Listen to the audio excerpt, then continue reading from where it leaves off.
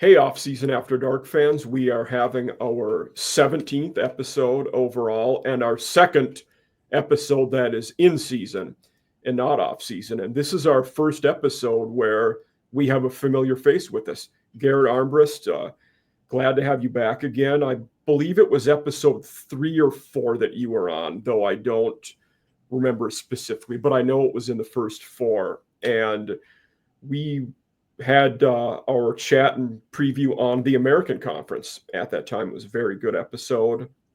So today we're going to expand on that a little for those of you out there who weren't sure, and we're going to talk about all the G5 today. So, through 2 weeks, there's a lot going on there. Obviously, we've had some big G5 wins, as well as a lot of paycheck games where there are a lot of teams who are taking losses that we don't know a lot about them yet. So, Garrett, glad to have you back. Yeah, thanks for having me on again. Excited to talk some more college football. Obviously, it was a good week with the USF upset and a lot of good games around the country. There were some G5 on G5 matchups and a lot of good ones too. I'm sure we're going to touch on before this next Saturday comes around. So excited to get into it. Yeah, I think that USF and Florida, that has to be the starting spot for us today. Very good win by USF. What has stood out for you, about them so far? And not only that, they also beat Boise, who was a lot of people's preseason prediction to be the best G5 team. So we got two solid wins for the Bulls. What have you noticed about them? Yeah, I mean, I think honestly they probably have the best resume in the country right now of 2 wins. I mean, they beat a Boise State team that was ranked to start the season, and then they beat a Florida team that was ranked, 13 in the country yesterday. So, I mean, they have 2 ranked wins in the first 2 games. They have an opportunity to do the same against Miami next week. But I think what stood out to me is just what they've done in the trenches at the line of scrimmage. I mean, they kind of bullied the Boise State offensive line in the Boise game 2 Thursdays ago, and it was kind of a blowout, once you got to the end of the third quarter. And then yesterday, I mean, only giving up 16 points. Again, they were able to control the line of scrimmage. And a lot of times when you see these G5 teams that play the SEC schools, that's kind of where the game's lost. But it seems like they're big enough and strong enough up front where they can compete with anybody. I think that's well said. You only allow 16 points to Florida, 1 touchdown, 3 field goals, kept, DJ Legway off balance. Not that Legway wasn't terrible by any means, but he couldn't get into much of a rhythm. And the Gators were just okay at running the ball. And South Florida, they 4.4 yards a carry, not bad. Byron Brown was good enough throwing the ball. He's never going to be elite as a thrower, but combined with his skill set and his ability to run the ball, he had 66 yards rushing yesterday. And mind you, for those of you out there that don't know, in college, the sack yards are subtracted from that. So that's also going to play into that. But they're a team who, both sides of the line, they're playing well. They're not getting bullied. And like you had said, that's typically where the biggest disadvantage is there's little line depth, and your dudes on the O&D line are not going to the G5 schools. Right. And I remember when they beat Boise last week, I mean, I was kind of expecting them to probably lose the next 2 games, go 1-2, and then get into American Conference play and run the table and see if 10-2 would get you in the playoff. Now, 2-0, they're in a completely different situation. Even if they lose again against Miami if they lose for the first time against Miami next week and they get out of there healthy, you go into AAC play, is far and away the best team in the G5 right now. Obviously, JMU took a loss the other night to Louisville.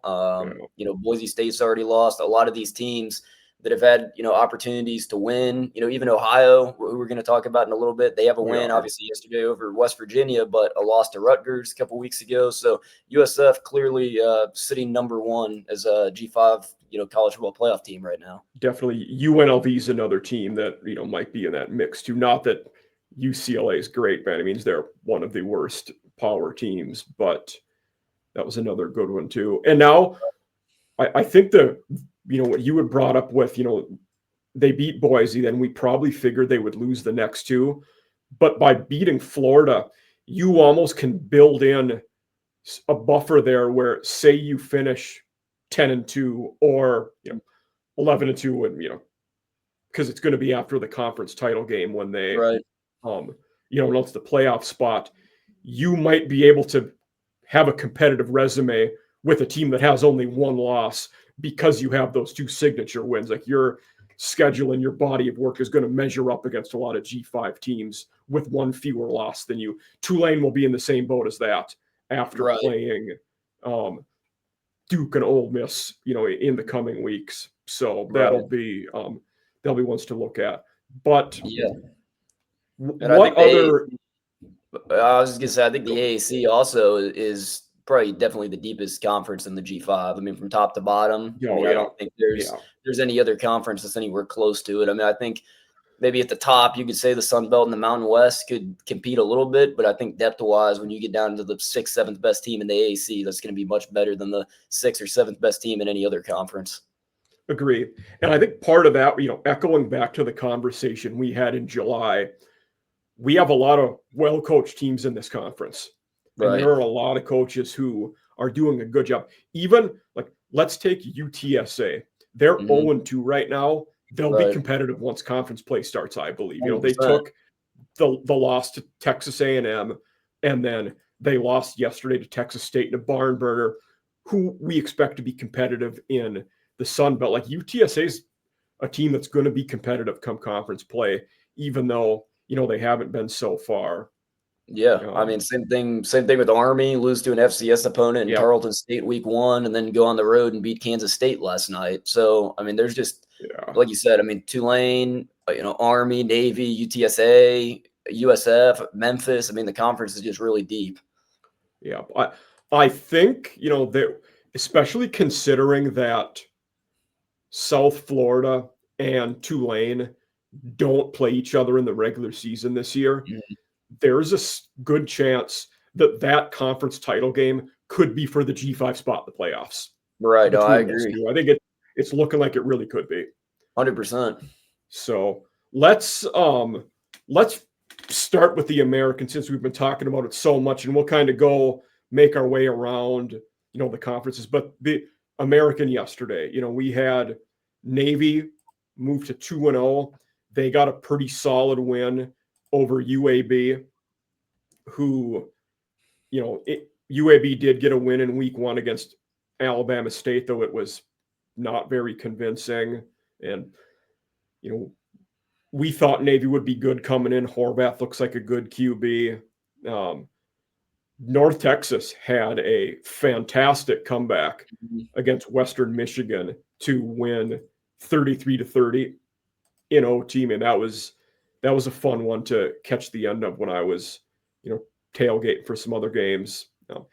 ECU had a dominating win against Campbell, FCS team. Same with FAU, beat an FCS team. But what are some of the other, games, teams in the American who have stood out to you so far?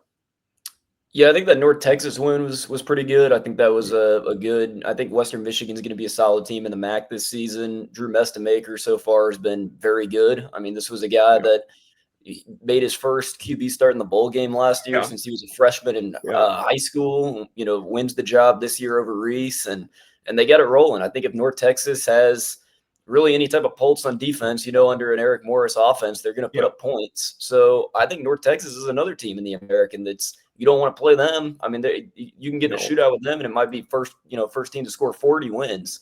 So exactly. I think they're a fun team to watch. Like you said, Navy took care of UAB there. I feel like that UAB might be in trouble once conference play starts. I don't know if they're going to be very good. It doesn't look like they can stop anybody.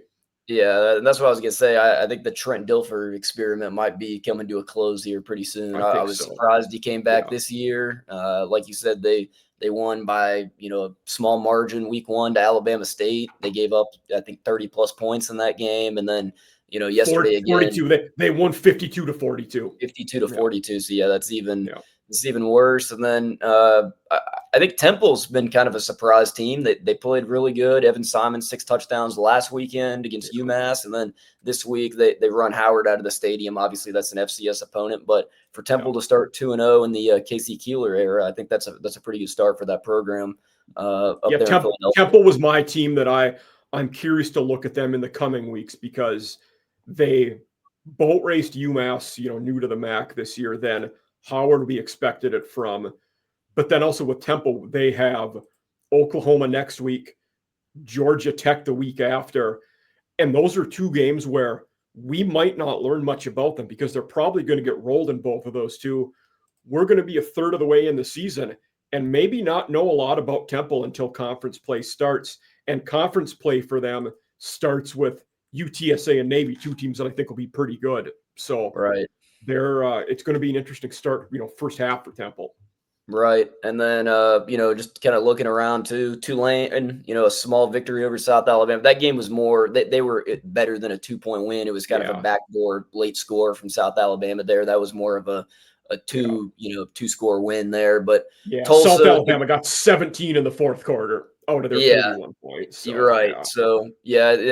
So, Tulane, though, when you got a team like that, you got to kind of step on their throat and make sure the game ends. You can't keep someone around like that. I thought Tulsa took a pretty bad loss this weekend. They lost to New Mexico State. I think New Mexico State's one of the worst teams in the FBS. Tulsa had a pretty exciting game last week. They looked really good in week 1. They looked like under Trey Lamb, they were doing everything correct. And then you go out and only score 14 points on New Mexico State. That's pretty uninspiring, especially in a game when you're favored by 3.5 points. And you allow 10 points in the fourth quarter to an offense that I think is going to be pretty anemic this year. So just not able to finish it out. Exactly. Another team I'll be curious to look at once this conference starts is ECU. They took NC State to the wire last week, lost by a score, dominated Campbell yesterday. They have an interesting non-con G5 matchup at Coastal Carolina next week. But if nothing else, ECU should be able to throw the ball. You got multiple good receivers. Hauser's played a lot of college football, a good tight end who's emerging. And they're a team who, another one, despite being 1-1, I think they could be an all right one. I think Yannick and Anthony Smith are 2 of the top, receivers they can be in the AAC when they're playing their best. They're very, very good receivers. And it seems as though Hauser's maybe cut down a little bit on his interception problem. That's kind of been his flaw over the last year was he threw a pretty good amount of touchdowns, but he also threw a good amount of interceptions. So if he can keep the ball, out of the other team's, hands and not give away free possessions to the other team, I think that puts ECU in a pretty good position. Because like you said, they played an NC State team, tough. NC State, had a game yesterday where they beat Virginia. So NC State's a solid team, and ECU almost won that one. So I think they'll be definitely a probably 7-8 win team, I would think. Yeah. One of my favorite hires in the offseason was Tim Albin going to Charlotte. And I had a Charlotte guy on, Hunter was his name, from Highway 49 podcast a couple weeks ago. They were, I don't want to say apprehensive, but they thought it would take time and that team wouldn't take off right away. That looks to be the case. Their offense has not been good through 2 games. They opened up with App State where they scored 11, and then North Carolina, they scored 3. So Charlotte might, it might be a rough year for them, but I do expect them to get better once Albin gets everything in the system. It's almost like a true year 0 for him, in this case. 100%. I mean, Connor Harrell, only 282 passing yards for the first 2 weeks. Obviously, that's not going to get it done. Defense, though, to hold UNC to 20 points, I mean, it's pretty solid. I mean, that's if you can do that in conference play, I mean, that's going to put you in position to win football games as long as you can keep up with, with some scoring. Yeah. So I think they just need to figure out a way to put some points on the board. But like you said, this is a year 0. Everyone knows that Tim Albin was a great coach at Ohio. He's going to come to Charlotte, and he's probably going to make Charlotte a pretty solid football team. It's just not going to happen right now. I think in 3-4 years from now, though, they could be a pretty solid team. I agree. I think that hit the nail on the head there. And we'll talk a little bit about some of these conference games next week, later on in the show, but there's a few next week that North Texas, Washington State could be a fun one. Washington State has started better than I expected. I didn't think they would dominate San Diego yesterday like they did. But I will give you dealer's choice, Garrett. What conference do you want to move to next and talk about? Let's go up and talk about some Sun Belt. Awesome. So I am in mourning yesterday, as yes. many of the people can see the flag behind me. The Thundering Herd did not acquit themselves well against newcomer Missouri State. They, week 1 at Georgia, they covered the spread. I guess that's about all you can, say about week 1. But let's start off the Friday night game. The team that I picked to win the Sun Belt preseason, JMU. I still would stand by that claim. They went to a good Louisville team, and it was tied going into the fourth quarter. They didn't get it. Obviously, in the end, lost 28-14. But JMU is rolling with the 2 QBs, Barnett and Sluka, both playing, and I think they're going to be salty in the conference schedule. Yeah, I thought their defense played really good. They held, I tweeted the other night, they held Isaac Brown, who's, Louisville's RB1 and one of the best running backs really in the entire country, to 2.6 yards per carry until he broke through at the end. He had like a 70-yard rushing TD there at the end where he kind of broke through. But before that, they really held him to really nothing. He had 12 carries for 104 yards. One of those carries was 78 yards. Right. So you're absolutely right about that. Yeah. I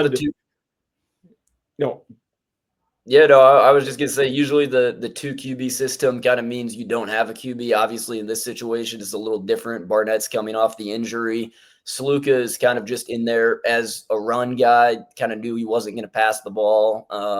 But if their offense is going to be better, I think if they're going to continue that 2 QB, set that they're running, I think Sluka is going to have to get a little bit better in the passing game, because when Alonzo Barnett is healthy, he's one of the best, quarterbacks in the entire G5. But when he's only, able to allow, when they're only allowed him to do 50% of the stuff, it's a little bit more difficult to get into a rhythm and whatnot. So I think once he's back to 100% health, it'll be his team, though. And Sluka was by far their leading rusher in that he had 83 yards. The second guy had only 31. But I think as we go along, we'll see, George Petway was a good running back last year. I think he'll get more of a share as the season goes on. And for them, that probably coincides with Barnett getting healthier. And then unless Sluka's throwing better, like you said, his playing time might diminish there. So we'll see what happens there. But another fun one, JMU Liberty next week could be a fun game. Yeah, that could be. I think James Madison will probably definitely beat them after what Liberty looked like yesterday. They look worse. So I thought they would look better against Jacksonville State than they did. Yeah, exactly. But yeah, nevertheless, it'll be a fun in-state game. Yeah. Troy took Clemson further than I thought they would. They were up at halftime. Second half, Clemson took the paddle to them. But that game was 16-3, Troy at halftime, and then they ended up losing 27-16. So, Crowder, they get up to a start there. Yeah. Unfortunately, Goose Crowder, Troy quarterback threw for 3 interceptions, which kind of put the nail in the coffin there. But still, nevertheless, a Troy team that I didn't think would be very good this year took one of the better teams in the country all the way. So that's pretty darn impressive out of them. Yeah, and Troy running back Tay Meadows through 2 games has 262 yards rushing. Very impressive tally there. That is very good. He's been solid through 2. UL Monroe is, I think they're going to steadily get better. Brian Vincent took over an awful situation, one of the worst FBS programs. They won 5 games in his year 1 last year, albeit they finished the season poorly. They got off to a hot start, didn't finish well, dominated St. Francis in week 1, got rolled by Alabama last week. I don't think we've learned much about them. They dominated when they had to, got rolled when we expected them to. We know they'll run the ball a lot. Brian Vincent's teams always have a run-heavy approach. 6 of his 8 seasons as an offensive coordinator, play caller. they have been the slowest pace of play in the country. That doesn't happen by accident. But UL Monroe, UTEP next week could be a fun one. Yeah, that could be a Anything fun. with UL Monroe that stands out to you? Armienta seems to be a guy that fits his system all right. Yeah, I think what you said. I mean, Vincent was kind of put in one of those situations where before he was hired, I mean, they were kind of one of the bottom, tier FBS teams. Got him almost to a bowl game last year. Obviously, it hurt to lose Ahmad Hardy to the transfer portal. I think that guy is an incredible running back, already one of the best running backs in the SEC. But yeah, I mean, losing to Alabama yesterday, after Alabama lost to Florida State, I mean, whoever they played yesterday, they were going to roll. That was a complete revenge game. Oh, it was. Absolutely. I mean, that's just happened. UL Monroe was just there to have to be the one taking it. But yeah, I think they'll be solid this year. I think making a bowl game will be difficult, but I don't think that they're going to be, an easy game on the schedule for any team. No, I think that's very true. And the way they play, Alabama notwithstanding, they're going to limit possessions and mistakes so much. It's going to be competitive games. Like, they're a team, when it gets into conference play, if they're ever an underdog by 2 possessions, I'll probably pick them to cover, because the way they play is going to keep it close. Right. Exactly. No, I think that's very fair. Yeah. Another team in that conference, I was low on Appalachian State going into the season.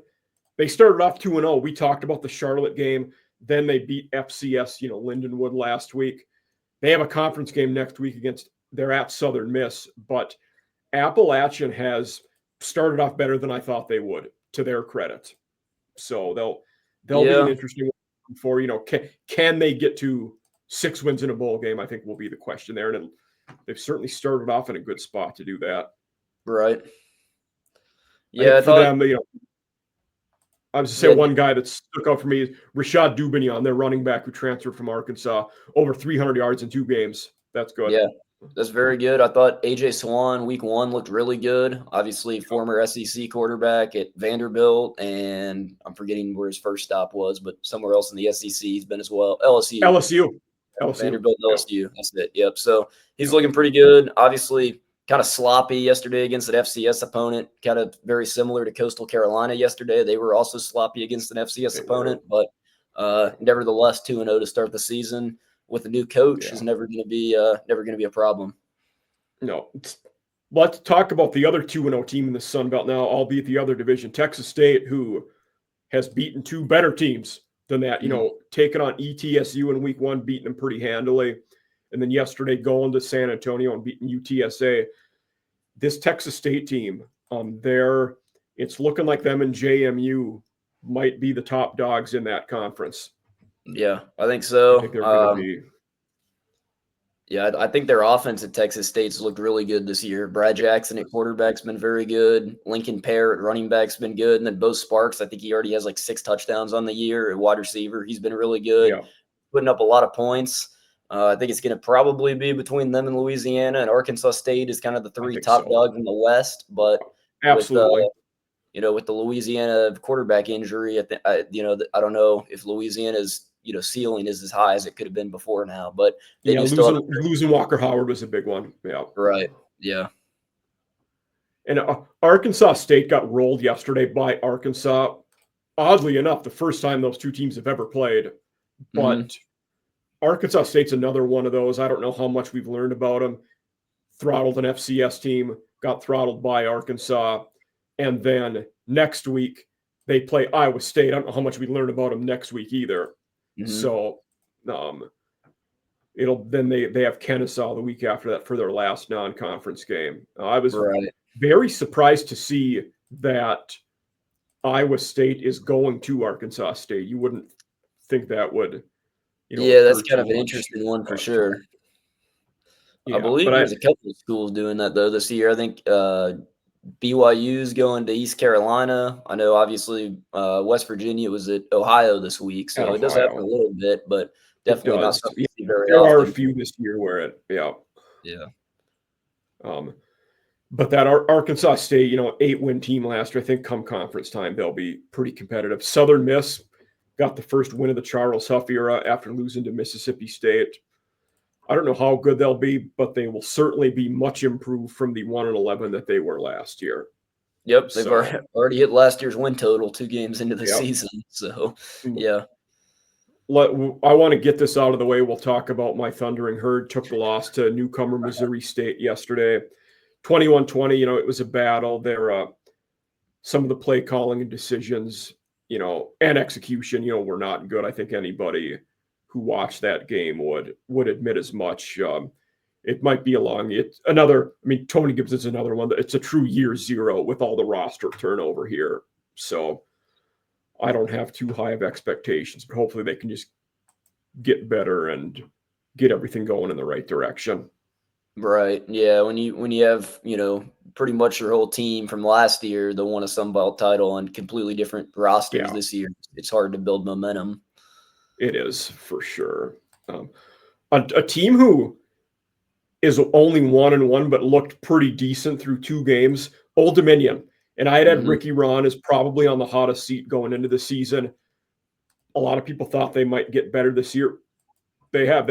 They were pretty competitive at Indiana in the opener, lost by 13, rolled NC Central, an FCS team yesterday. And Old Dominion at Virginia Tech next week is a winnable game for them. That Va-Tech team does not look good. No, and ODU's beat them, 2 years ago, I want to say? I mean, it just happened recently. Yeah, it was recent. Yeah. Yeah. Colton Joseph, I mean, dual threat quarterback, threw 3 touchdowns yesterday. One of the best quarterbacks to be able to use their legs in the country. I think ODU is definitely a team that you got to watch out for in the East this year. Yeah. And we talked about Liberty before having a big game next week. In 2 weeks, ODU plays Liberty. So that'll be another fun G5 game to watch out for. Yeah. Georgia State might be another tough year for Del McGee and his crew. We expect them to lose to Memphis. They didn't do many things, you know, at a decent level yesterday. And we expected them to get, you know, boat raced by Ole Miss in week 1, which they did. Right. And they got an FCS game next week, but then they go at Vanderbilt, who they beat Vandy last year. I think Vandy might get revenge on him this year, though. We'll see. Yeah. But yeah, not looking too great for Georgia State, especially in a pretty competitive conference. Right. Coastal Carolina is 1-1. They have not looked very good, though. Virginia really beat them good in week 1. And then they played Charleston Southern yesterday, won 13-0, but the offensive play was not good. You know, they have their QBs, MJ Morris, former NC State guy, 13 for 22, 102 yards, 3 interceptions thrown. So I don't know if Coastal is going to be much this year. Yeah, I think if they have as bad as a season as I think they possibly could, where they only win 4 or 5 games, I think Tim Beck might be a seat that gets pretty warm at the end of the season. I think that the direction of that program over the past couple of years has definitely started kind of on a downward spiral. I think you're absolutely right about that.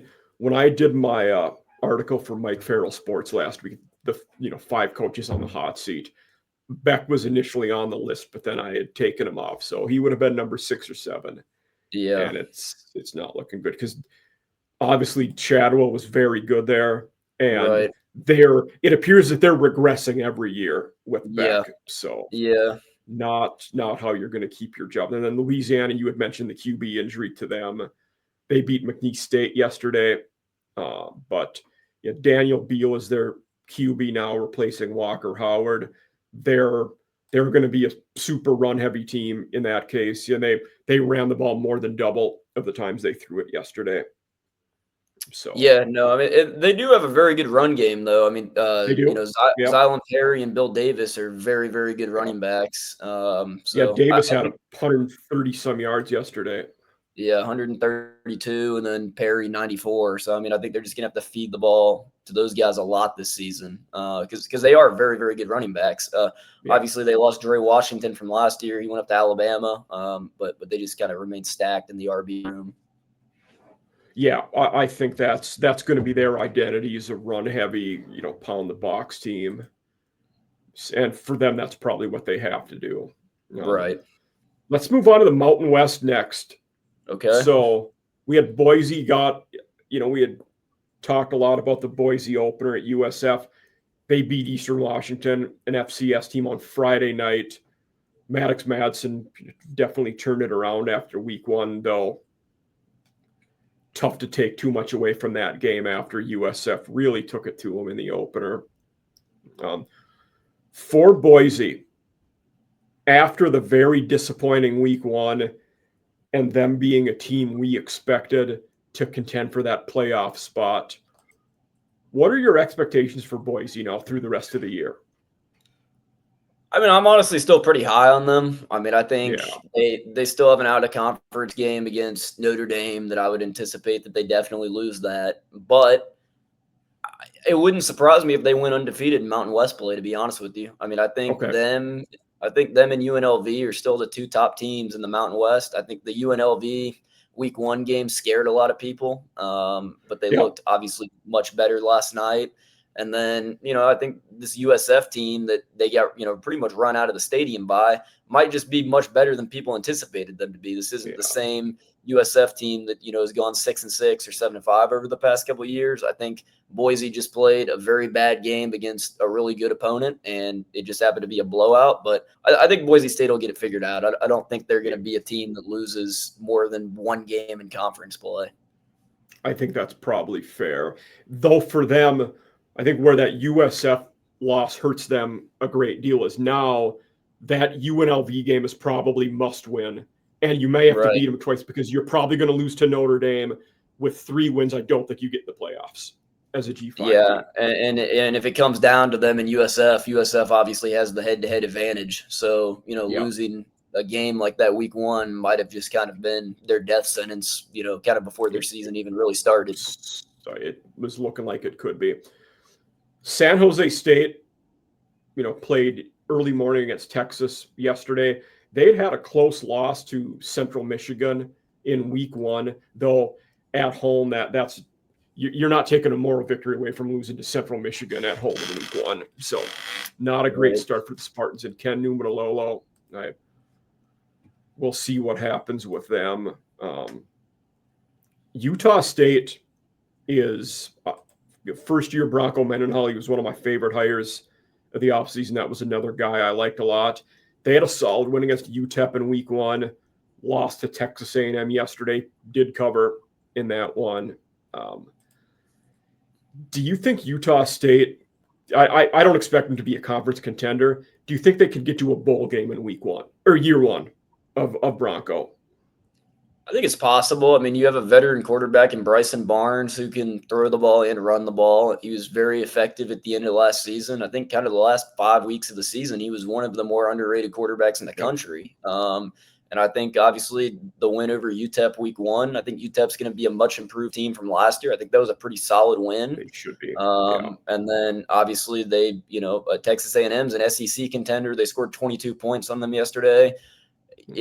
Teams like that, if you can go on the road and put up 20 points on an SEC team, I think that's pretty impressive. So I think a 6-win season is definitely not out of the realm of possibility when you have an older quarterback, a coach that's won pretty much everywhere that he's been. I think it's definitely possible. Yeah, I agree with you there.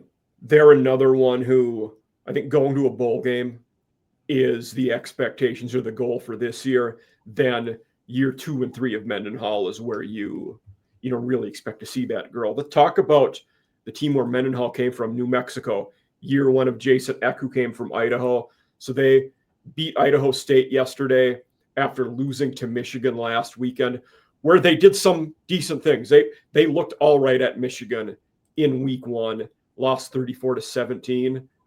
And I am absolutely fascinated to watch New Mexico at UCLA next week, because that UCLA team has been awful. Nico did some all right. Everybody's kind of shitting on Nico, maybe rightly so, for how the offseason went. Nico's not the reason they lost yesterday, though. It's a lot of reasons why.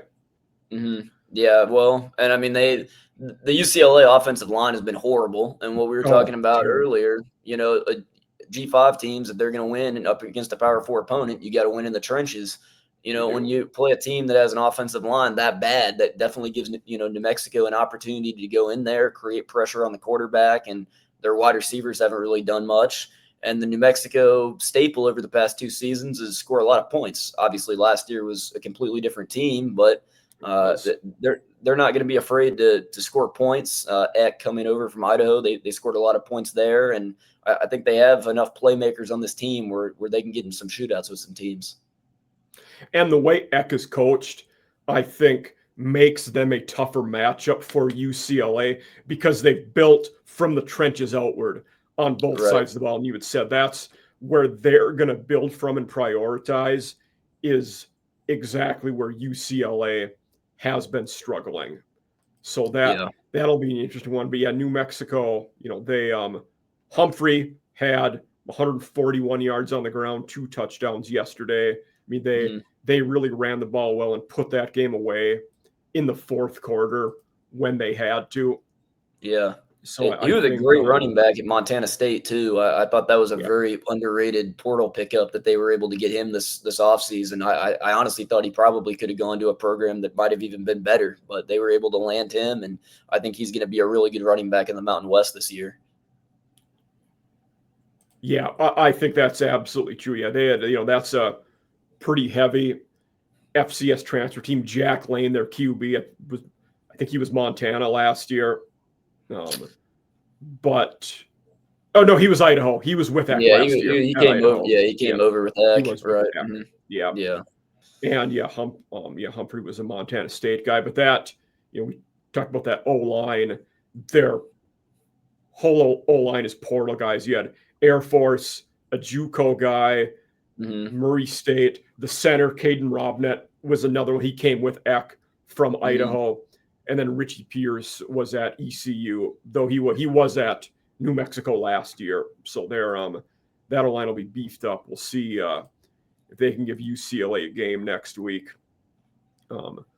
Colorado State really struggled yesterday against Northern Colorado. Did you catch any of that game? Or I saw the ending of it where Northern Colorado looked like they got the game stolen from them. It looked like a catch to me. I don't know what your opinion on it was, but so that's why I asked. I didn't see it, but I heard about that scenario afterwards. Yeah, it was just a pretty obvious touchdown to me. I mean, it was kind of one of those where the receivers kind of penned up to the DB, and when they went to the ground, they didn't really know where the ball was, but I'm pretty sure he controlled it the whole way. But I don't know. I think Colorado State's probably they've been a competitive team over the past couple of years. I don't think Braden Fowler Nicolosi's done as much over the past year and a half as they've expected him to.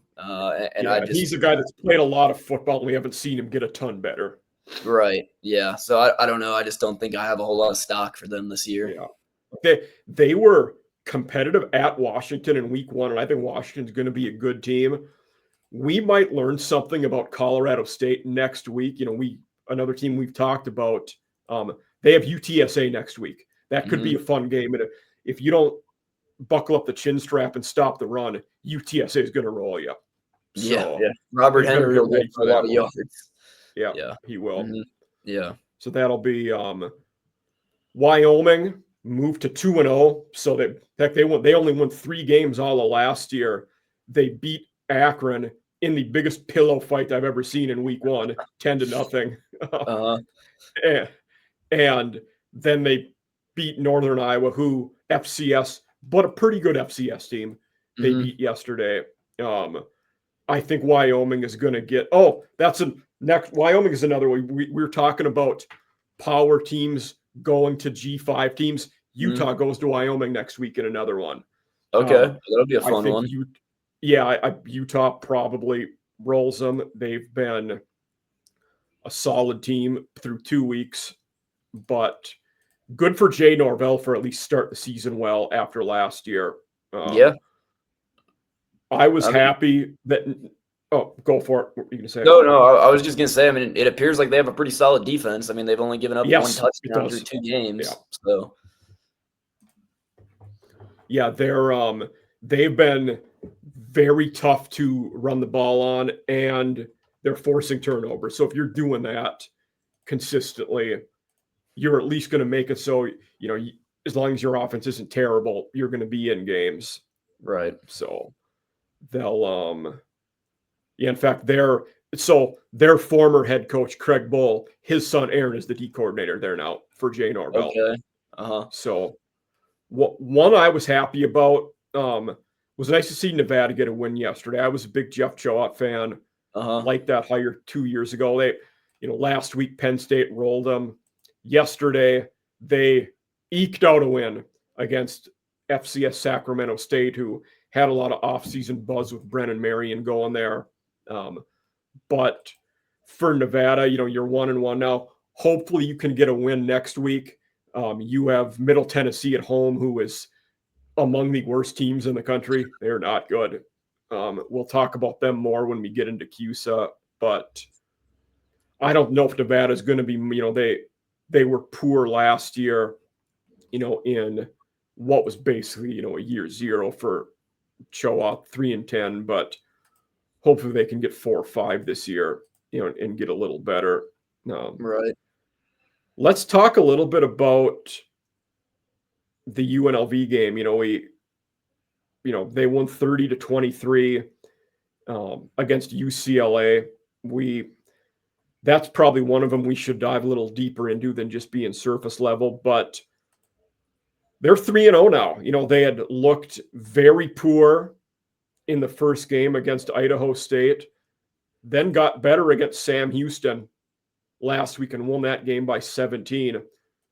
Then you play UCLA yesterday and beat them by a score. So what's UNLV done well at? Where are they improving on the field as the season starts? Yeah, I mean, I think they're still scoring points. I think Calandria he's been pretty good. Obviously, week one was kind of a mixed bag between him and Alex Orji. They were trying to kind of figure out who the QB1 was. I think Calandria gives a little bit more. He can throw the ball and run the ball. Orji's obviously a great athlete, but I think Calandria just has better pocket awareness. He can throw the ball a little bit better. I think Jet Thomas is the best running back in the Mountain West. Didn't have, an insane game yesterday by any means, but he pretty much single-handedly won the game for them week one against Idaho State. Obviously, they beat Sam Houston last week and then, beat UNLV this week. So, I mean, they've got things rolling again. A lot of former 4 and 5 stars on that team. Denver Harris, JoJo Earl, Justin Flo. I mean, there's a lot of guys on that team that were high-level high school players that they're getting another chance here playing under Dan Mullen, and I definitely would not count out UNLV. I think people definitely overreacted a little bit to week one. One of them, maybe the best G5 versus G5 game next week will be UNLV at Miami, because that Miami team has a good run. Chuck Martin is a heck of a coach. Right. And at the very least, they will make UNLV work to run the ball. Now, I don't know if Miami can score enough to stick with them. Daquan Finn hasn't looked great, but it still could be a fun game. Yeah, no, I think it'll definitely kind of depends on what Finn does. I mean, obviously, at Toledo a couple of years ago, he was one of the most, electric quarterbacks in all of the country. If he can get back to any type of level of play from, 2022, I think there's definitely a chance that game will definitely be competitive. Yeah, that's probably a good segue into moving over to the MAC, and we can start with that Miami, Ohio team. They took a pounding against Rutgers yesterday and lost 17-0 to Wisconsin in week one. Both those games were on the road. They took these games as payout games. We expected them to be where they are, which the MAC is, in my opinion, always the toughest to gauge non-con game, because they're fine with just getting blown out and taking paychecks. They don't panic. They'll play the subs when they're getting rolled. They're not.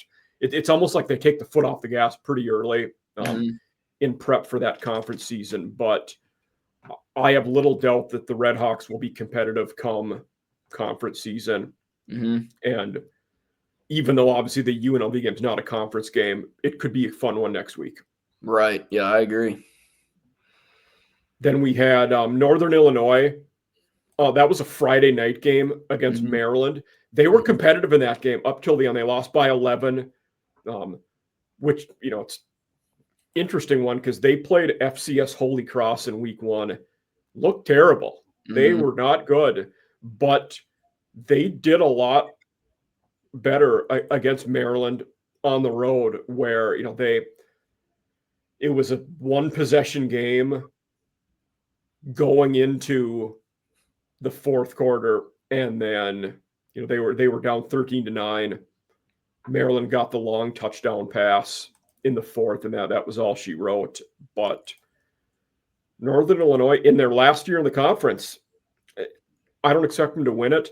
They'll be middle to top half of that conference, though, I think. Yeah, right. No, I mean they're another one of those teams where they have a very good head coach, but they were just extremely portal heavy this year. I mean, they had I Yeah. think like Oh, 70 yeah. players come in or something. So those teams especially take a couple extra weeks probably to gel into the season, and that might have been why you saw the result that you did against Holy Cross. But they played pretty well against Maryland. I mean, Malik They did. Washington looked really good at quarterback for Maryland week 1, and I mean, he looked fine on Friday night, but I thought the NIU defense did a great job to only give up 20 points. I think that's nail on the head there. That's a good take. Let's briefly, and I mean briefly, touch on the team who might be the worst in the FBS, Kent State. Mm-hmm. They eked by Merrimack last week, 21-17, got rolled by Texas Tech yesterday. They have Buffalo next week.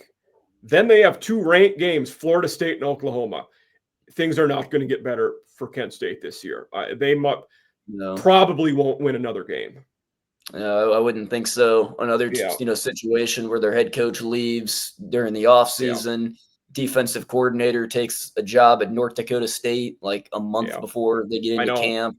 I mean, just kind of a disastrous situation for them. Don't really have too many standout players on their team. No. Yeah, I mean, like you said, I don't see honestly how they do anything better than 1-11. Yeah, and I almost feel for Mark Carney, the interim head coach, coordinator. Mm-hmm. He might be a good coach. We're not going to know though because that team and roster is so bad. Like he's a guy that down the road will probably might succeed. He'll be around the game for a long time. He has a pretty good track record. He was at Charlotte and Kent State for a bit. Mm-hmm. But this team is just so bad, we're not going to learn anything about him as a coach. Right. No, exactly. And moving forward for Kent State,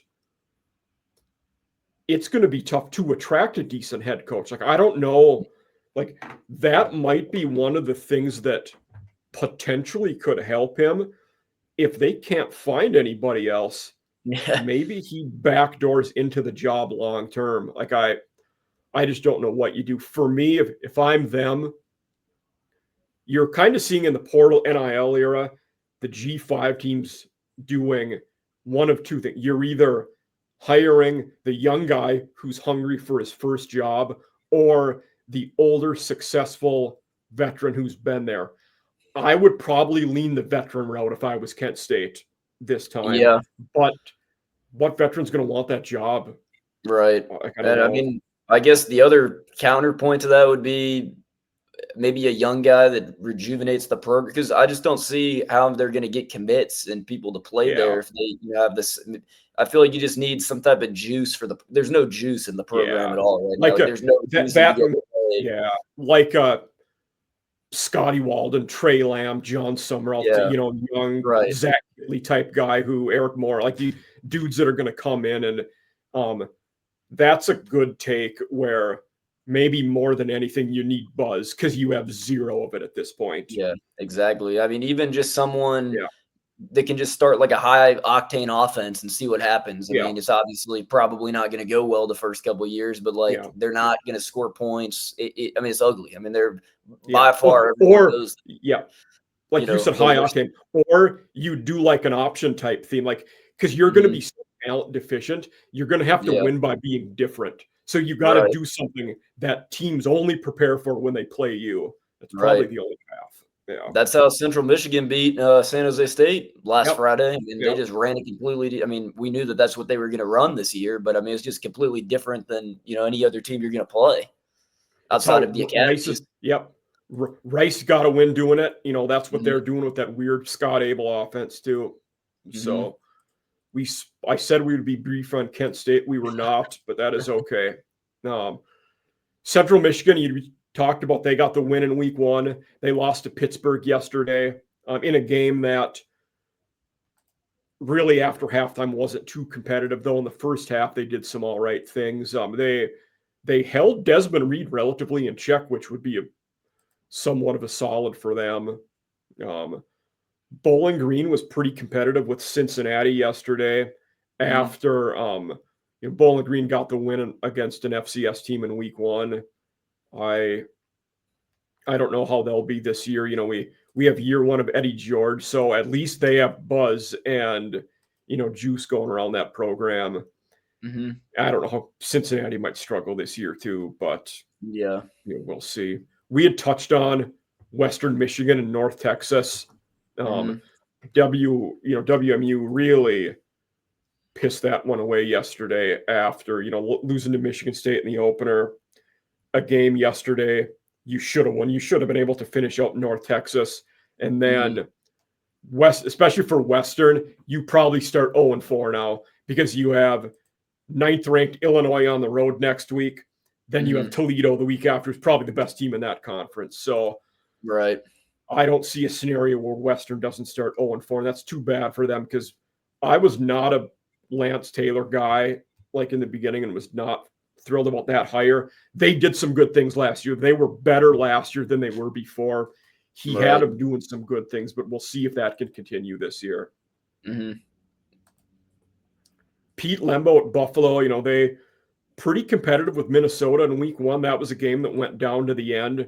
Then they rolled St. Francis yesterday. I do expect Buffalo to win at Kent State next week, who we were just talking about. Then they have Troy the week after, who that game might be over in an hour and 10 minutes with how much Buffalo and Troy are both going to run the ball in that game, because you're going to have L.J. Henderson and Crowder each getting 35 carries and just do. So should be a fun game, though. Buffalo, I mean, the Buffalo linebacker is probably the best in the MAC. So I don't know. It's going to be a low-scoring game probably. I mean, I'm pretty high on Buffalo. I think they'll play Toledo in the conference championship. But I honestly think Buffalo is good enough to win the MAC if they can beat Toledo. Yeah. I think I picked – when I had the MAC – MAC was the last conference I did a preview for, and I had some Ohio guys on, and one of them picked Toledo and Buffalo, and then me and one of the other guys, I think we picked Miami and Toledo. But I think Buffalo and Ohio could both be in there as well. I mean, they're both going to be solid teams. Ohio had a fantastic win yesterday. That we should talk about that next. That's a good one. What did Ohio do in that game to win it? For the people out there that didn't watch it. Well, their defense was very good. West Virginia was not able to throw a passing touchdown. They scored 10 points. They held Jaheim White, I think, to 40 rushing yards. Yeah, I mean, that's pretty impressive. And he got injured, which is obviously a big loss too. Yeah. And then obviously just Parker Navarro. I mean, the guy's extremely good. Yeah, I mean, he's really good. They won. He threw 3 interceptions and they still won the game. I mean, that shows you how good of a game they played. He threw for 240 and ran for 87. So they're a team who come conference play. I didn't pick them to make the conference title game. If they do, it wouldn't shock me at this point. They're going to be one of those 4 that are in the mix for it. Right. Yeah, it sucked for Albin to leave. I thought Brian Smith was a little bit of an odd hire, kind of just staying within the program. But it seems like, for them to keep Navarro and some other guys that stuck around, I mean, they're definitely still going to be, like you said, in that top 4 teams in the MAC this year. Yeah. Yeah, they'll. I anticipate they'll get throttled next week. They go to Ohio State. We would expect that. But that's one of those games. We talked about the MAC teams, they're okay taking the paycheck and getting rolled. Once that game is out of hand and there's no chance you come back and win, I pull Parker Navarro right away. You can't have him get hurt. He's the franchise for that team. Exactly. Yeah. So they're another team who we talked about, briefly mentioned the newcomer to that conference. UMass has not acquitted themselves well in the MAC. We got rolled by Temple, and then we lost to FCS Bryant by 1 yesterday. So not in a walk-off field goal. This UMass team is going to be in for a long season. I think that your QB play with whether you have Brandon Rose or Grant Jordan, I don't know who's going to be the guy moving forward. They both played a decent amount through 2 games. The Rocco Griffins ran the ball okay, but they're a team that has as bad of a QB problem as Marshall does right now. Yeah, no, I would agree with that. And the Eastern Michigan loss yesterday was also just as bad as the UMass loss. Both lost to FCS opponents. Eastern Michigan did not look good yesterday at all. To a team that lost a 55-0 to Florida the week before. Yeah, exactly. That had less than 100 total yards of offense to Florida. Boy. So yeah. But Toledo looked great, though. I mean, they beat a very good Western Kentucky team and never was even a game. Yeah. I guess. Go for it. Yeah. Oh, yeah. I was just going to say, they did a pretty good job of holding, Maverick McIver through an interception. That was his first one of the season. Yeah. Parrish, their running back, didn't really do a whole lot. So, no, I mean, Toledo looked really good. And Tucker Gleason really didn't even have to do much. No, he didn't. Yeah. I made the comment to one of my buddies yesterday when we were talking that because of how bad the strength of schedule is going to be in Conference USA, and with Western Kentucky and Liberty both losing yesterday, CUSA is probably eliminated from playoff contention at this point. Safe to say their winner is not, because you would have had to have been 13-0 probably to get in. Yeah, it just sucks because the bottom of that conference, it just throws it all off completely. So bad. I mean, the top of their conference, I mean, it's still not as good as any other G5, conference. Like their top teams are still not as good as the other top teams, but it's just like teams 8 through 10, are just significantly worse than a lot of the other conferences. Yeah. Lastly, in this conference, and maybe not as bad as Kent State, but close, we have the Akron Zips, who have been outscored 78-0 through 2 games. We talked about the shutout at Wyoming, or home against Wyoming, 10-0. Then they lose 68-0 to Nebraska yesterday. I expected them to lose. I didn't think it would be that bad, though. In all fairness, Dylan Raiola has looked fantastic through 2 games. But Akron wasn't going to make a bowl game this year. They are ineligible due to their deficient APR scores. I got to imagine this is probably Joe Moorhead's last year there.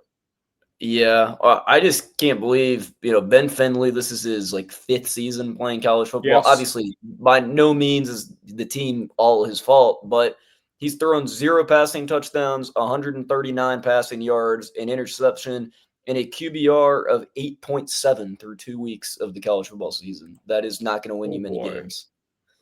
No, and we are in his 6th year of college football, 3 at NC State, 1 at Cal, and now his 2nd at Akron. So, that you almost wonder if you're I guess if you're Moorhead, maybe the writing's on the wall. But at this point, if you have a young guy that might be the future, do you just let him play and see what happens? I don't know. Right. Because, I mean, like you said with the bowl ban, what are you playing for, really? I mean, I understand that you want to win games and stuff, but, I mean, at the end of the day, it doesn't matter how many games they win. That they're not playing for anything after the regular season. No, you're definitely right about that. I suppose we should talk about CUSA next. That's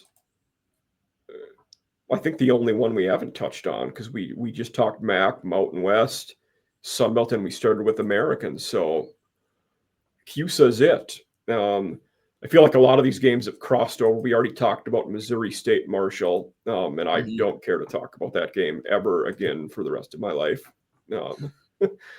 Florida International, we expected them to get beat by Penn State yesterday. They beat Bethune-Cookman last week, FCS team, so we haven't learned much about them. They have the rivalry against FAU next week. I like the Willie Simmons hire a lot in the offseason. we don't, know, I think, a lot about FIU so far, other than Jenkins should be a decent QB at that level. He's going to run around. He's going to make plays. We're going to see him. He's a fun guy to watch. He will occasionally throw the errant pass. Through 2 games, he has not thrown a touchdown pass. He has thrown an interception. He has ran for 2 touchdowns, but I don't know. FIU probably doesn't make a bowl game this year, but we'll see in year 1 with Simmons. Yeah, I mean they kept it competitive. It was 10-0 at half. They blocked the kick right before they went to halftime. I mean, I thought, for an FIU team in year 1 of Willie Simmons, I thought they played pretty good in the first half against, a national title contender. I mean, Penn State is one of those teams that up front has an extreme advantage over you. And I mean, Penn State probably arguably has maybe the best roster in college football. So, I mean, 34-0, I don't think is anything, it's not that embarrassing of a loss by any means. Yeah. Another team in that conference who had a loss yesterday to a blue blood team, but not embarrassing. Louisiana Tech looked all right yesterday against LSU. We had seen them beat Southeastern Louisiana in week 1. Then they lost 23-7 yesterday at LSU. Now, you could say, for LSU, they were, that was the ultimate, after beating Clemson, they were going to take their foot off the gas. To some extent, they probably did. But La Tech is doing some good things. And one of my hot takes that I, went back to, I think La Tech is a 7 or 8 win team this year. Year 4 of Cumbie, his guys in the system, I think it's where we really see them take that jump forward. They had, benched Bullock, and we saw Trey Kukuk. I don't know if I'm saying his last name right, but he was, been at QB now, and Clay Thevenin has done all right at running back. We're seeing him. He's played more as of late, but getting over 6 yards a carry. I think La Tech is going to be an all right team once conference play starts over there. Yeah, I mean, their defense last year was extremely good outside of, 1 or 2 games. And then their defense so far has obviously been really good. That was what kept them in the game last night, only giving up 23 points to LSU. So it's definitely a big year for Sonny Crombie, because he's another one of those coaches where if things go south this year, I think his seat could be getting pretty warm as well. But I think there's also a chance that they could win 7-8 games and the program kind of elevates to a different status than it has been the past couple seasons. Yeah, he's one of those guys where I expect him to be pretty good. If they're not, he probably gets fired. I think that's absolutely right. Team with the first-year head coach, Kennesaw State, we saw they took Wake Forest to the wire in week 1, lost 10-9. Yesterday, they go to Indiana, lose 56-9. I suppose if you're them, the angle is we played good in week 1 against Wake, and we got to get back to that way. We'll see how Kennesaw is moving forward. I don't know how they'll become conference play, but in year 1 of Jerry Mack, hopefully they can get the system in place and get better. Yeah, I think they have a solid, quarterback in Dexter Williams. I think he's pretty good. I know he didn't play, I guess, all of the game yesterday, it looks like, looking at the stats. But yeah, I mean, I don't know. I thought, like you said, it was a good hire. Obviously, Mack hadn't coached in a while. It had been, 7-8 years since he had a head coaching job before he was hired this year. But I think he's a guy that people want to play for. They just have to recruit Atlanta heavily, get underrated guys in the Atlanta area and build a program that way. But yeah, I mean, obviously they just need to improve from what they did last year. Just keep building, from there, because, last year was their inaugural FBS season. So. And actually, you had mentioned Williams didn't play the whole game. Their QB that came in was Tommy Ulatowski, a former Kent State guy, a team we were talking about just a couple minutes ago. Yeah, that's true. Yeah. But yeah, I think that's the path forward for Kennesaw State. It's try to compete for, the guys that don't go to Georgia, don't go to Tech, basically aren't going to SEC or ACC. You got to start beating Georgia Southern, Georgia State for some of those guys in state. Getting, exactly. Jacksonville State, beating the teams in that area for the best of the rest, basically. Right. Delaware took a loss to Colorado yesterday. They had beaten, Delaware State in week 1, lost to Colorado yesterday. We saw some things that had Delaware middle of the road to bottom middle. I don't know how. I didn't see any of the Colorado game yesterday, but I don't know how Delaware will be in year 1. That transition to FBS is never going to be easy for anybody. Right. Yeah, I saw the hype kind of this summer from some people saying they were going to be a Conference USA dark horse, and I just don't think it's possible in year 1. No. I think it's possible that they win a handful of conference games and go win 3 games in conference play, but they're not going to be anywhere close to a top 4 or 5 team in the conference. No. Talk about a big conference game yesterday. For that conference, Jacksonville State Liberty was a big game in that conference. Those, Jacksonville State won the conference last year, then, lost Rich Rod to WVU.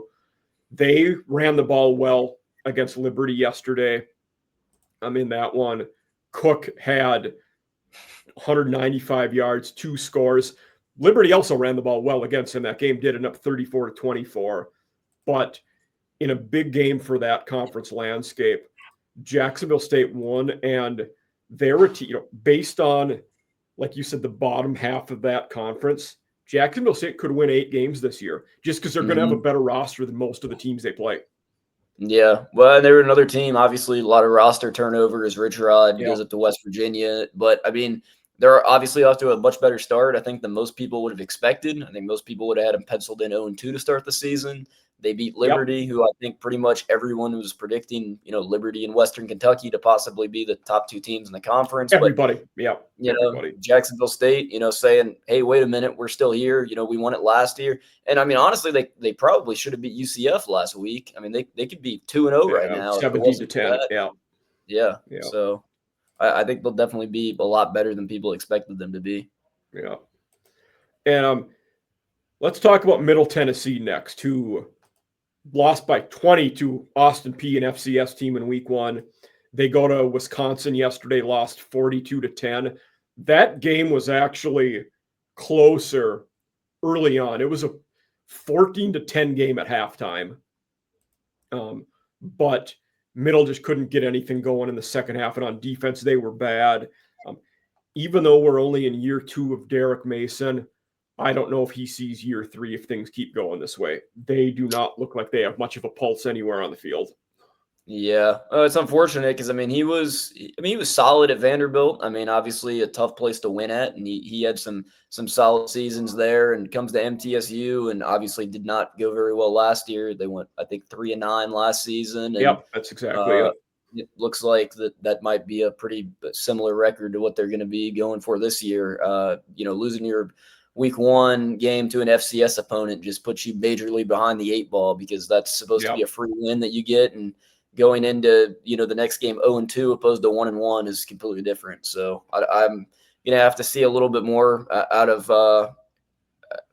Vattiato, their quarterback. Obviously been there for a long time. I always struggle with this. I don't know if they're, after watching him this year, I don't know if there is more in him, because he's played a lot of football, and that's kind of what he is. Yeah, I feel like he gets hyped up every offseason. He does. He throws for, his past 2 seasons, he's thrown for, 3,000 yards, but he just throws for a lot of interceptions. And then, they lost Amari Kelly, who went to Michigan State. I just don't think they have the skill position players really this season. I had a Jacksonville State crew on for one of our preseason CUSA games. State of the Gamecocks is their podcast. They were fantastic, but they hyped him up. And then last week, after their opening loss to Austin Peay, I got a DM on Twitter. Sorry about the Vattiato hype. That tells you where we're at with them. No, it does. It happens every year. He has the potential. He just, I don't know. It's just one of those things where I think the stats are a little misleading. Yeah. So Western Kentucky took a bad loss yesterday. Not that we're not shocked they lost to Toledo. We expected them to be, for a team who consistently is a conference contender, we expected WKU to make that a game. They really didn't. Toledo was hands down the better team. Right, 100%. Still pretty high on Western Kentucky. I think McIver's a really you got to be quarterback, but I think that was just Toledo's, one of the best teams in the G5, and Western Kentucky, yes, they're probably the best team in Conference USA, but that was just a Toledo team that was out for blood after losing a game to Kentucky last week that they felt like they could have won. Agree. Yeah. New Mexico State beat Tulsa. How New Mexico State is 2-0, I have no idea. They beat Bryant, and then they beat Tulsa yesterday. You had talked about a letdown game for Tulsa. Mm-hmm. But I said this before, if I was ranking all 134 FBS coaches, I might have had Tony Sanchez dead last in the preseason. They're 2-0. I'll give them credit for that. Better than I thought they would start. Logan Fifes looked pretty solid at quarterback. Yep. I mean, they let him throw it around yesterday. I mean, he threw 44 passes, completed 27 of them, thrown for 4 touchdowns this year. He was the leading rusher on their team last game, only 28 rushing yards, but looks like it's going to be kind of a pass-heavy offense, but we'll see what they can do once they get into conference play. Again, I think I cement the same stuff as you. They're probably not going to be very competitive. Yeah. I think that was more of a horrible loss for Tulsa than it was a good win for New Mexico State. But like you said, 2-0, you got to give him credit. When we were talking about Lane before New Mexico, that's who I got him confused with the transfers. Fife was the one that was at Montana. Yeah. Yep. He was. I thought he had committed somewhere else in the spring, maybe, and then he went to New Mexico. I thought Fresno State was on him, if I remember correctly. Yeah, I think they were. I think you were right about that. Yeah. Okay. Yeah. Because then, but EJ Warner ended up at Fresno. That's probably how that happened. UTEP got a big win yesterday against UT Martin after, they lost to Utah State week 1. Then they looked good yesterday. Now, UTEP does go to Texas next week. We expect that will be one-sided and for a paycheck. But I think Scotty Walden is getting things moving in the right track. So, yeah, well, I agree. I think Kenny Odom's one of the best wide receivers in the G5. Yeah. Very, very good. Malachi Nelson looked really good yesterday, 4 passing touchdowns. Obviously, UTEP, they lost to an FCS opponent last year. I think they lost to Southern Utah. Obviously, UT Martin, consistent, FCS playoff team. So to go out there in a dominant victory like that, I think that's a good win for them. Yeah, Hashawn Wilson had over 100 yards for UTEP. So at least they're doing things on both sides of the ball too. Good for them. One of the more disappointing teams in that, another team who new coach, but Sam Houston is 0-3, and they've been competitive. That Western Kentucky game, they were in week 0. It was close early on. Then Western pulled away at the end. Same thing. It was close with UNLV. Then UNLV pulled away. And then yesterday they lost 17 at Hawaii. I thought the Phil Longo hire was okay. Most of the Sam Houston fans hated it. The ones that hated it, I imagine they're yelling from the rooftops now that they were right. Yeah. I don't know if they were, but they're certainly saying they were now. They 0-3. All 3 games were competitive, all against teams that will be okay. 2 of them will be pretty good, in fact. So, Hunter Watson got benched yesterday. They brought in the kid from Wisconsin that transferred down, but only 90. Matoyer followed Phil on. Yeah. Right. Yeah. Only 91 passing yards, though. Interception. Ooh. It's just not the offense just isn't there right now, I don't think. No, I think you're right about that. Yeah. Let's one thing we were going to do then after the conference, talk about the this is the top 25 G5 teams so far. I feel like top 1 and 2 can't complain about those 2. USF is easily going to be 1. Tulane's slotting in at 2. Beyond that, we might have some discussions, but anything on this list that stands out to you, is anybody higher than you think they should be or lower than you think they should be? Might be a good way to start this one. I think personally, Fresno State should be up a little higher. I think they had a very good win week 1 over Georgia Southern. It was a pretty dominant victory, and then they beat Oregon State yesterday. I think 2-0 start there is pretty impressive. I think the Rice hype was obviously influenced heavily by the win over Louisiana. They played Houston yesterday. That was, a bye game where they're just going there to get their money, and they're gonna lose. But still, I don't know that I would have Rice as the 17th best G5 team in the country by any means. I wouldn't have Navy at 3. Yeah, they're 2-0. They beat VMI, which we expected, and then they allowed 24 to a bad UAB team yesterday. So if we were picking on a neutral field right now, there were several teams below them: JMU, UTSA, Toledo, Memphis, Ohio, North Texas, UNLV. I'd pick all those teams to beat Navy right now. Yeah, so I think JMU definitely needs to be 3 on here. Yeah, I agree with that. Yeah. That team, you took the competitive loss to Louisville, on which was a Friday game. Mm-hmm. But getting the week 1 win, against Weber, I think they're going to be pretty solid. And Appalachian State, we talked about, they're 2-0. Even though it's been, the 2 teams they beat haven't been great, you could maybe make the case that they should be higher than 20 just for the sake of being 2-0. Right. Yeah, I think that's definitely true. I don't know. It's tough. I don't know. Yeah, I think they have a high upside though with the offense that they have. Obviously, losing Aguilar last year sucks, but then they bring in AJ Swan, who I said earlier, like I said, is looking pretty good. So I don't know. App State's one of those teams where it's like they're pretty much good every year. Obviously, last year they weren't very good. They fired Sean Clark, but I mean, it is what it is. They're going to get back on track. They're too big of a national brand to continue, to be a 6-6 team. Like, they're going to get it back rolling again. And then I don't know. I think Liberty probably at 7. I think that's a bit high. They beat Maine. I would agree. 28-7, and then lost to Jacksonville State yesterday. I don't think they're a top 15 team in the group of 5 right now, if I'm being honest.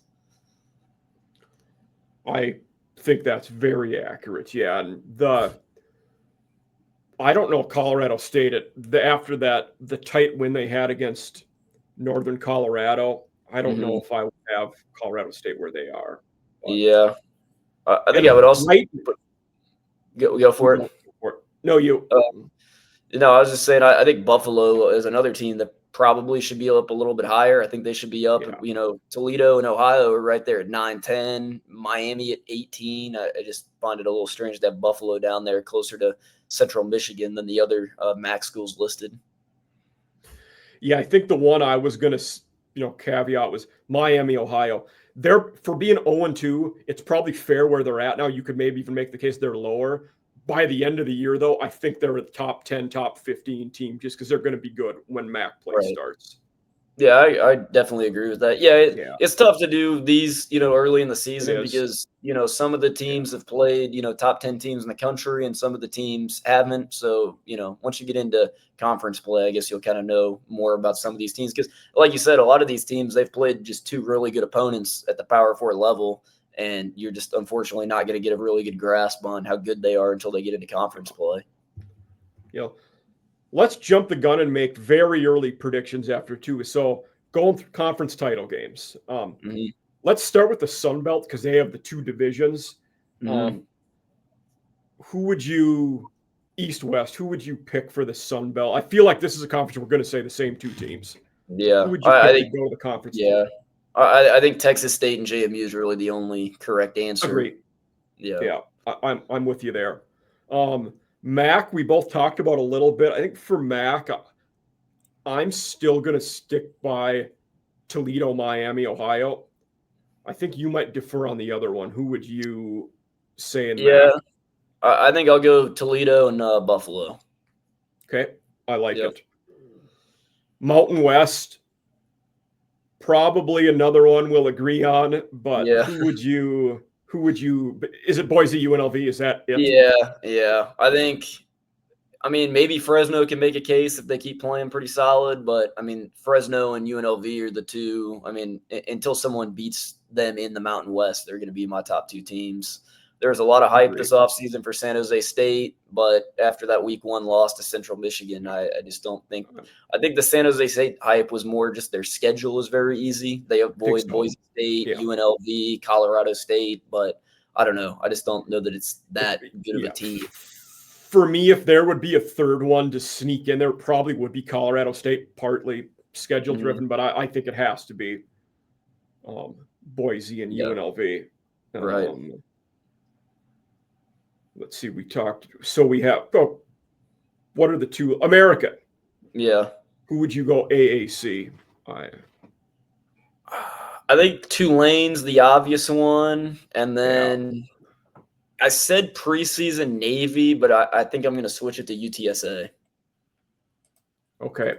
I think I'm going to go Tulane and USF. Okay. In that one. But UTSA, I think UTSA is going to be very salty when that conference season starts. But I'm going to go Tulane USF, I think. Okay. And then our last one.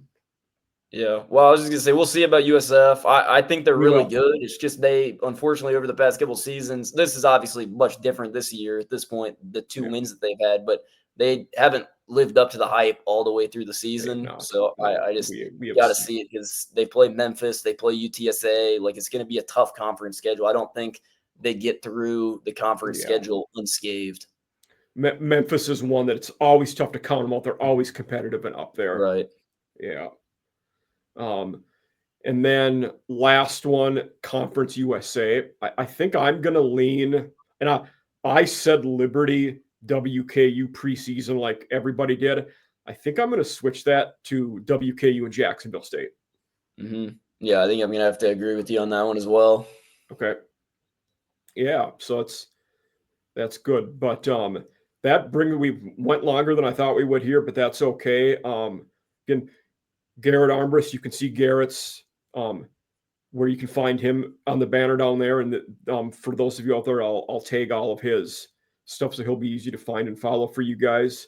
But Garrett, thanks for being with us in our Week 2 G5 roundup.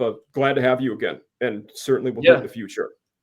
Of course. Thanks for having me on again. Always good to talk college football with you. And I know you love talking about the smaller schools that don't get as much love as, on ESPN and some of the bigger companies that don't like to talk about all the schools that we like to talk about. So it's fun to talk about G5 football with someone else that knows what they're talking about. Couldn't have said it better. That's great. So thanks again, Garrett, and everybody out there. Appreciate you listening. Have a good day.